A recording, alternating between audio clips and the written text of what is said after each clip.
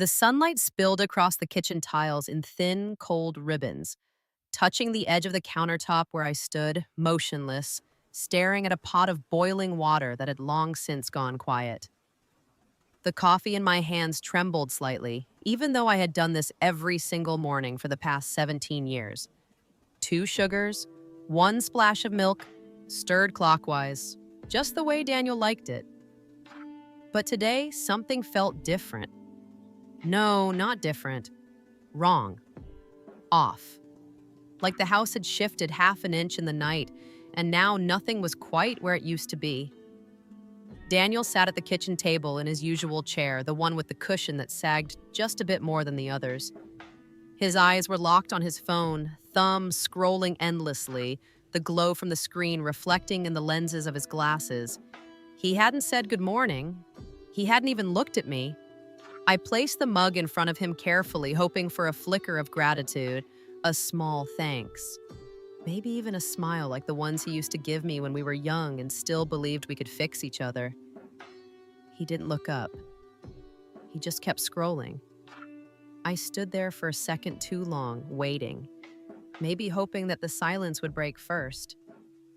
But it didn't. It was thick and humming like the air before a summer storm.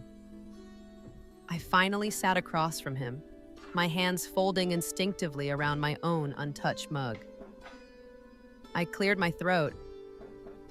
"Big plans today?" I asked, trying to keep the shake out of my voice. He responded without looking up. "Out." One word, just one. That word hung in the air like a nail in the wall where a picture used to be. Out could have meant anything. It could have meant going to work, or to his sister Lisa's place again, or maybe to nowhere in particular, just anywhere that wasn't here with me. I studied his face. The man I married was still in there somewhere, I believed that. But the lines around his mouth had deepened, his jaw clenched too often, and his eyes no longer softened when they landed on me. They didn't land on me at all anymore. Michael entered the kitchen in a storm of noise, backpack thudding, sneakers squeaking on the tile, his phone already at his ear.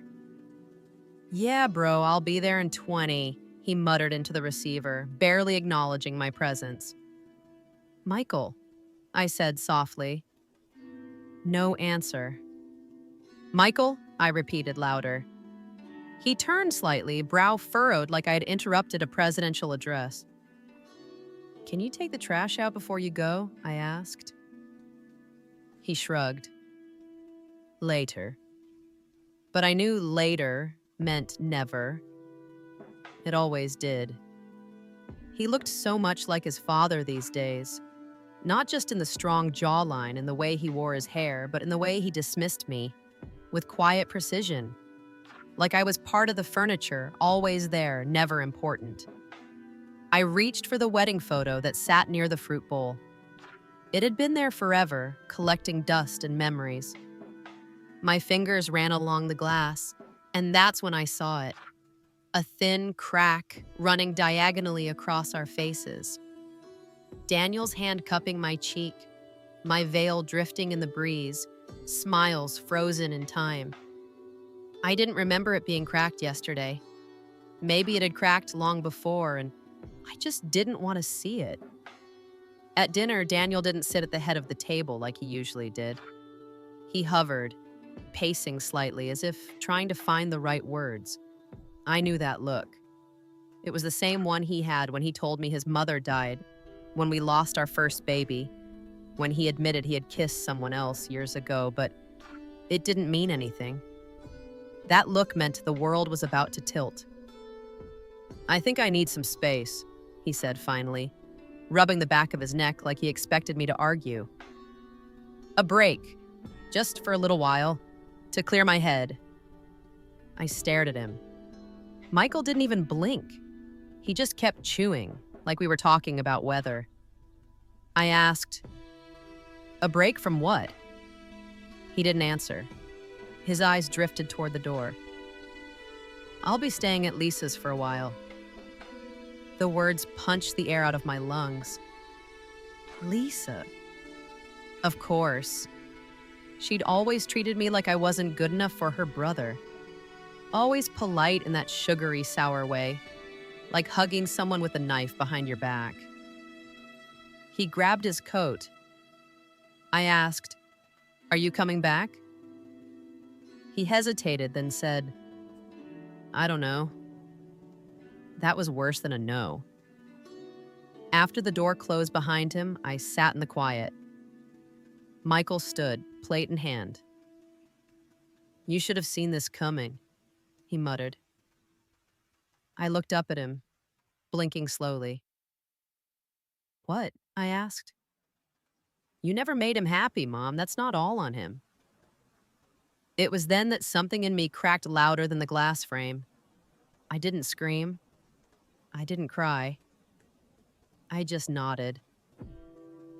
Okay. I spent the night on the couch. Not because he told me to, but because the bed felt like a grave now. My pillow smelled like dust and dried perfume. I stared at the ceiling, watching shadows crawl across it like time-lapse ghosts. In the morning, Lisa's text came through. "I hope you understand. Daniel needs this. He's been so unhappy for so long. I'm just trying to support my brother. Sometimes men feel suffocated." I didn't respond. I stared at the screen until my vision blurred.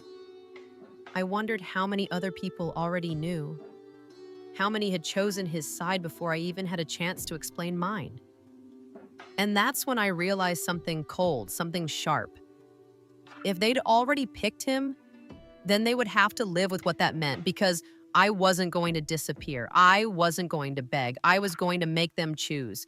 And this time, they'd regret who they chose. The first morning without Daniel didn't feel like a beginning.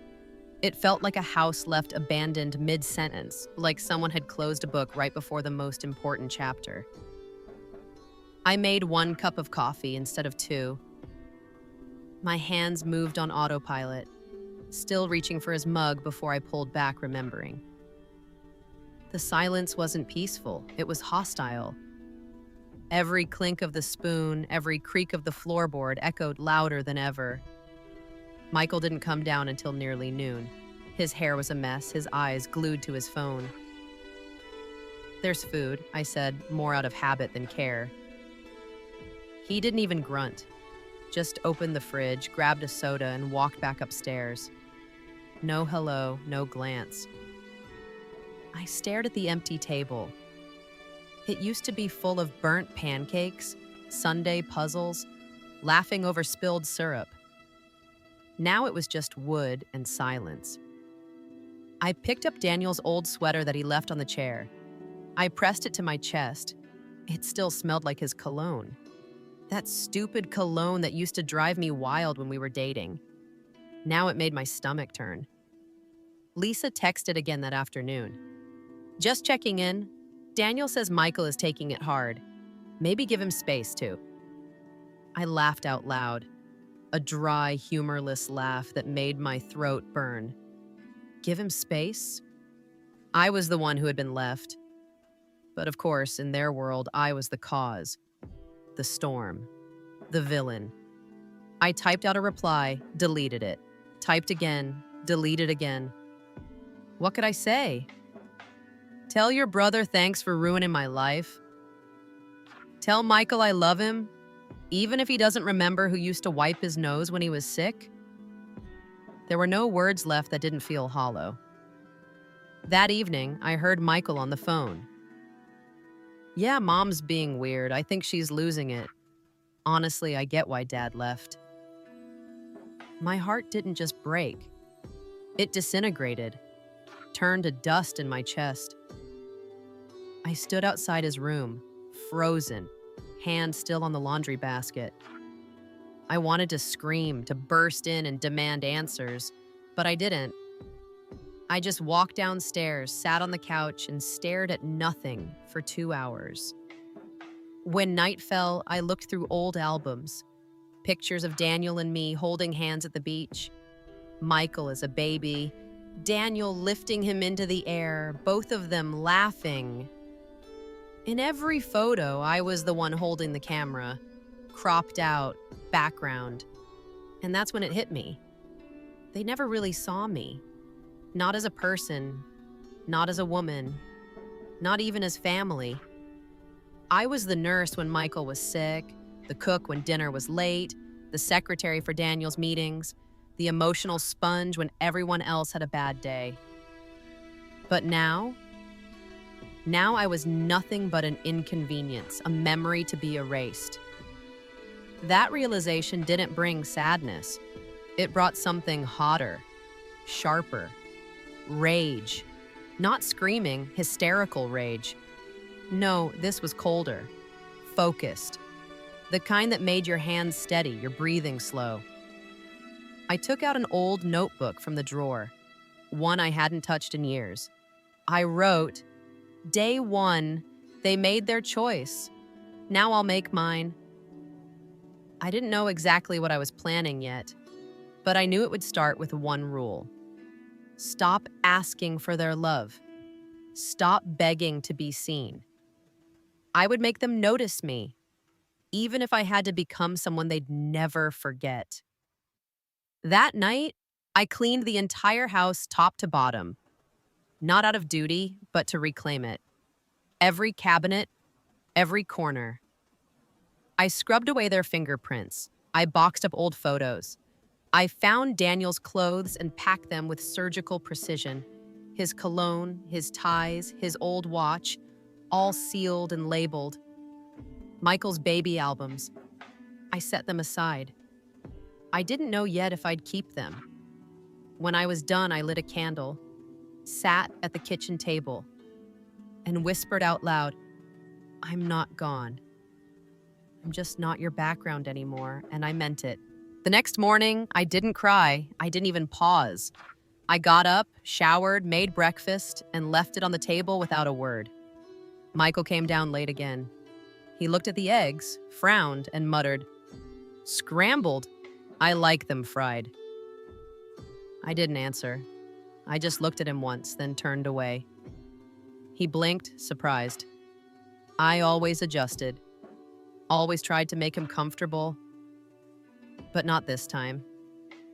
This time, I just poured my coffee and left the room. I stopped texting Lisa. I stopped replying to her fake concern. I didn't explain anything to Daniel's mother when she called, asking if I'd let him see Michael more often. I simply said, "Ask your son," and hung up. It was liberating in a way I didn't expect. I gave them what they wanted, a quiet, invisible woman, but on my terms. That week, I started moving things around in the house, not big things, just enough to make them question their own memories. Daniel's favorite armchair? Gone to the garage. The family portrait above the fireplace? Replaced by one I took alone in the garden last spring. I painted the guest room, a rich forest green. It used to be Daniel's home office. I transformed it into a sanctuary. No one was allowed in. I locked the door. When Michael asked why, I said, "Because I want one thing in this house that's mine." He didn't argue. He looked confused, like I had said something in a different language. By the end of the week, I was journaling daily. Every page was a record of silence, of observations, of steps taken. I wasn't planning revenge, not exactly, but I was no longer playing by the rules they assumed I'd follow. I stopped reminding Michael to do homework. I stopped doing his laundry. I stopped asking him how his day went. The silence between us became its own language. He started noticing. "Are you mad?" he asked once. "No," I said calmly. "I'm just letting you live your life like you want." He didn't know how to respond. He stared at me for a long time, like he didn't recognize me. Daniel emailed me about Michael's grades. "Maybe we should talk about tutoring." I replied, "He lives with me. You're welcome to help." He didn't write back. I began dressing differently. Not better, not for attention, just intentional. Stronger lines, no soft cardigans, no pastel blouses. Clean, structured. I wore my hair up. I walked with purpose. At the grocery store, a woman behind the counter said, "You look like someone with a plan." I smiled for the first time in days. I am.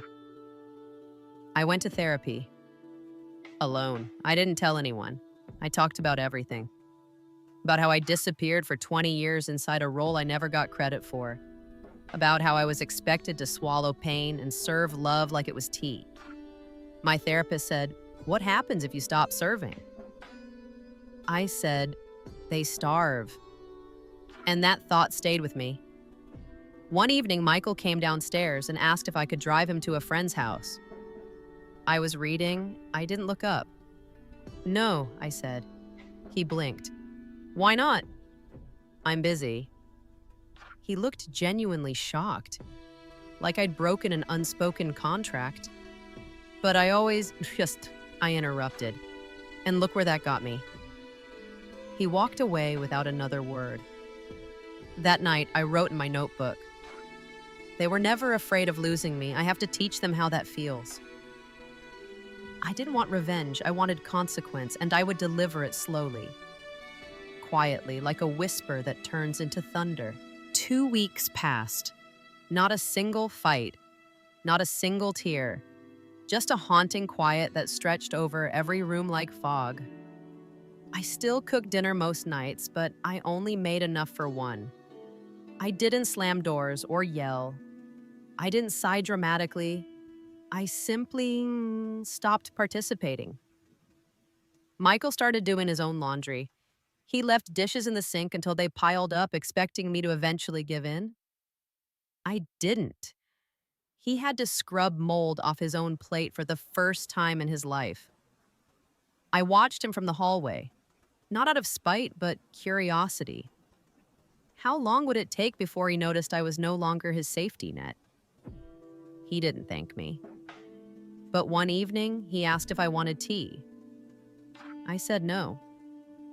Another night, he sat across from me at the table, eating cereal for dinner while I ate grilled salmon with roasted vegetables. "You're really doing this, huh?" he asked. "I'm really living," I answered. "You should try it sometime." He stared at me like I was a stranger. And maybe I was, and to him. But to myself, I was finally coming home. Daniel called. I let it ring. Then he texted, "Can we talk? Something feels wrong with Michael lately." I replied, "Yes, he's meeting his reflection." He didn't like that. He sent a long paragraph about co-parenting, responsibility, and emotional manipulation. I replied with a single sentence that it takes one to know one. I began reclaiming my time. I signed up for a pottery class. I had dinner alone in a quiet restaurant once a week without guilt. I even went to the beach one afternoon and didn't tell anyone. I just sat on the sand, closed my eyes, and remembered what silence felt like when it belonged to me, not when it was forced upon me. Michael started getting nervous. He hovered near doorways. He asked questions he'd never cared about before. "Where are you going? Are you okay? Do you need help?" I always smiled. "I'm fine." That smile scared him more than anger ever did. Lisa finally showed up, unannounced. She walked in like she owned the place. "I'm worried about Michael," she said. I offered her coffee, sat down, and let her talk. For 20 minutes, she blamed hormones, school stress, maybe even my distance. Then she said, "He's not used to this new version of you." I leaned forward. "Lisa," I said, "I raised a boy who expects women to be mute and soft. Now he's meeting a woman who isn't. If that's uncomfortable, good." She didn't have a reply, just sipped her coffee and left soon after. The next day, Michael came home from school early. He walked into the living room, found me reading, and sat down. He didn't say anything at first, just looked at me like he was trying to decipher a code. "I miss the old you," he finally said. "I buried her," I replied. "Why?" "She died from being invisible too long." He didn't cry, but his throat tightened. I could see it. He stood up and left, not angrily, but confused, like someone who realized the road he'd been walking wasn't paved anymore. Later that night, I wrote in my journal, "When people get used to your silence, your voice feels like violence." I no longer whispered. I still didn't scream. But every act of self-respect now echoed through the walls they once trapped me in. Daniel tried to show up on Saturday, no notice. Michael must have told him I was being weird again. I opened the door, stepped outside, and closed it behind me before he could enter. "You can talk to me here," I said. He smirked. "This is ridiculous." "No," I corrected. "This is mine." He looked past me like trying to see inside the house, as if it still belonged to him. "Let me talk to Michael," he said. "Send him a text," I answered. "I'm his father." "And I'm his mirror," I said. "Maybe that's why he's squinting." Daniel left furious, but I stood there on the porch, calm. I didn't tremble, not even a little. I watched his car disappear down the street like a bad habit finally kicked. That night, I lit a candle in the green room, my space. I wrote one sentence. "They finally feel what I've felt for years, uncertainty." I closed the journal, blew out the candle, and slept deeper than I had in months. By the third week, I noticed a shift. It wasn't immediate or obvious, but the air around the house had changed. It wasn't just silence anymore, it was awareness. The kind that seeps into skin like humidity. Heavy, uncomfortable. I wasn't speaking less. They were listening more. Michael started checking the fridge before asking for dinner. He'd mumble thanks, even when I hadn't done anything. I watched him try to retrace steps he never took. He was realizing that affection wasn't owed. It had been a gift. And he hadn't just taken it for granted. He'd assumed it was infinite. One night, he knocked on my door. "Can I talk to you?" he asked. I hesitated, then opened the door slightly, not wide. "I guess," I said. He stood in the hallway looking smaller than I remembered. "I think I messed up," he whispered. "I mean, with you. I was just so used to you being there, and I thought that meant you always would be." I didn't say anything, just waited. He fidgeted. "It's weird without you. Like the old you." I finally looked him in the eye. That version of me made everything easier for everyone else, but she was drowning. Would you want that for someone you love? He shook his head. "Then don't ask for her back," I said. "She died for a reason." The next day, Daniel called again. This time, he tried a new tactic. "I've been thinking," he said. "Maybe we should sit down, the three of us. Talk things out. I don't like the tension. I think we could figure out a better rhythm for Michael's sake." I almost laughed. Rhythm? As if this was a band rehearsal and not years of emotional erosion. Instead, I said, "There was no tension when you left, Daniel. You didn't care about rhythm then." I didn't know it would hurt him this much. "But you knew it would hurt me," I said. "And that wasn't enough to stop you." He fell silent. "I'm not angry anymore," I added. "But I'm also not a doormat you can flip back over when it's raining."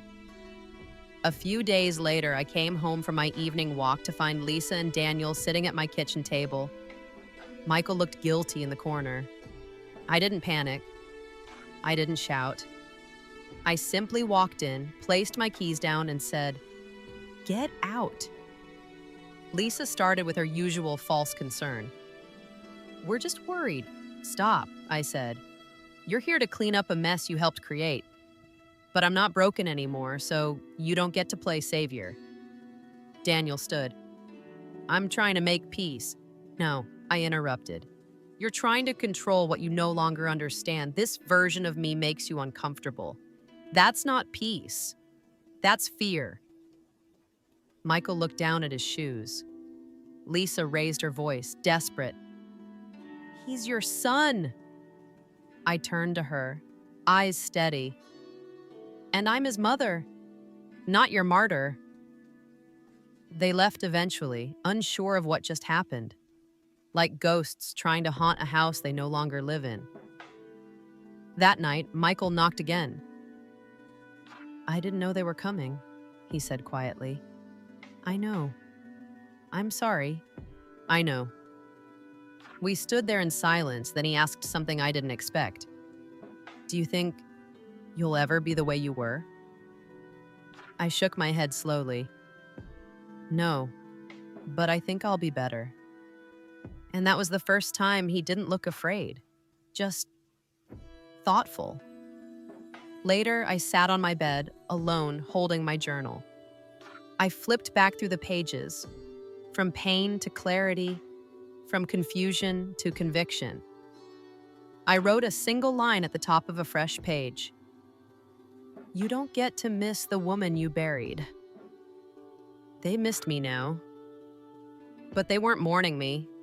They were mourning control. The final shift came quietly. No arguments, no storm. Just a strange stillness one Sunday morning.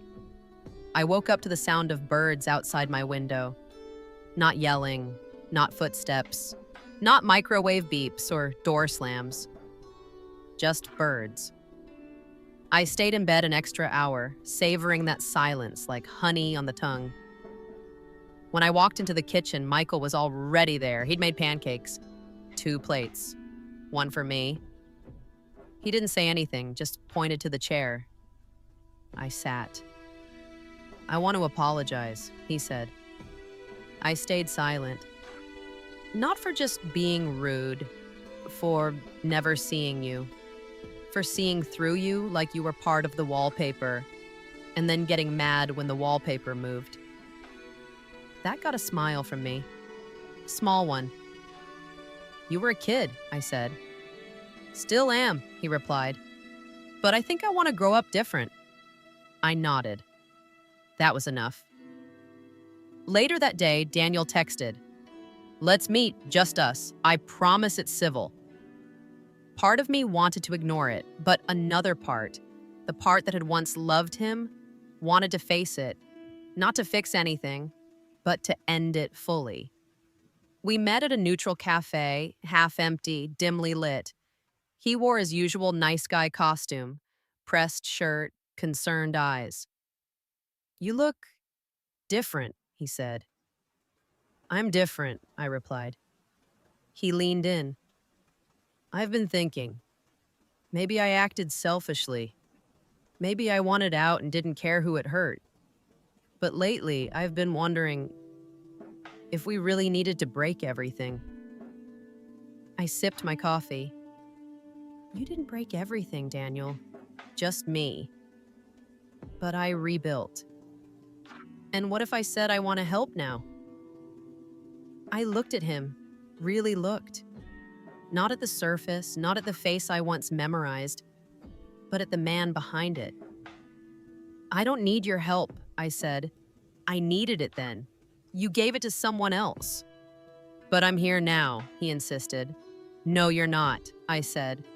"You're here to erase your guilt, not hold my truth." That stung him. Good. He tried a softer route. "I miss what we had." "I miss what I thought we had," I corrected. "So this is it?" I smiled again. "This isn't the end. This is my beginning." We left it there. When I came home, Michael was waiting on the porch. He had something in his hand, a seat. a small folded piece of paper. "I found this in one of Dad's boxes," he said. "It's something you wrote once. I don't think he ever read it." I opened it. It was a note I had written during the first year of our separation. Just a raw paragraph I'd never meant for anyone to see. "I'm not angry he left. I'm angry he stayed for so long without ever seeing me." Michael sat next to me. "I see you now," he said. We didn't say anything else. We just sat, watching the sun lower behind the trees. There was no music, no dramatic ending, just two people, a mother and son, learning how to meet again, not through obligation, but through truth. Later that night, I took out every photo I had of our old life. I didn't burn them. I didn't shred them. I just placed them in a box and taped it shut, labeled it before. I lit a candle, not in mourning, us in ritual, and I wrote one final sentence in my journal. I didn't burn the bridge, I just stopped crossing it. And with that, I closed the book. My story wasn't over, but this chapter, mine. They didn't miss her. They missed her obedience, but the woman they once silenced learned to speak without asking permission. And when they finally turned around to look for her, she was already gone. Not in anger, not in pain, but in peace. Sometimes the real revenge is healing. More stories like this, subscribe,